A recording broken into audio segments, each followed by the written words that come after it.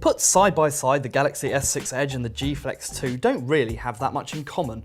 The main thing they do share is that they are radically different to everything else on the market. The G Flex 2, if you haven't seen it, has a curve and can resist being bent and scratched and will recover in all but the most severe cases. It's a tough phone and the curve gives it a nice feel too, and it boosts the amount of sound that reaches the phone's microphone. The S6 Edge, on the other hand, has a three-sided display that features a rounded and gentle curve at each side. The major selling point of the S6 Edge is that it has the People Edge, which allows you to assign shortcuts to your favourite contacts. You can have 5 of your bestest buddies here, and there's another feature too. Put the phone down on the table face down, and when your favourite callers ring, the phone will pulse their colour onto the table.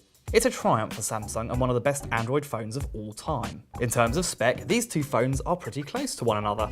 They both have octa-core setups, with 4 cores of the CPU running at 2 GHz, well 2.1 GHz for the Samsung, while 4 run at 1.5 GHz. These CPUs are controlled by very different chipsets though. The G Flex has the Snapdragon 810, while the Samsung uses its own Exynos chipset. The S6 Edge has 3 GB of RAM, which does help keep things quick and makes the apps and the OS run beautifully.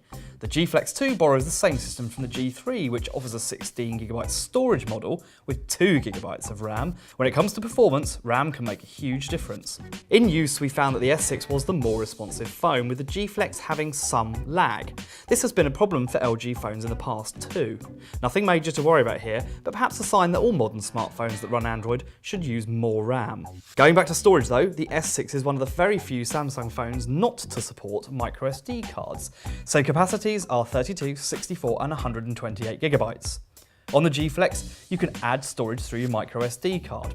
In terms of screens, there's no real contest. The S6 Edge is breathtaking. The G Flex is good, but only Full HD, and it's larger in size too, so things look less hyperreal. Both use OLEDs though, with it being needed for the curves on both devices. Battery life is good too. Both will see you through the whole day if you're a normal user. The S6 Edge has wireless charging built in too, which means it's easy to top it up without much faff. The G Flex doesn't though, but you shouldn't worry too much about that. So there you have it. 2 phones that are curved but very different to each other. Both are worth considering and both have very high prices, so that's something to think about. Ultimately, the S6 Edge squeaks in as the better handset, but the G Flex puts on a good performance.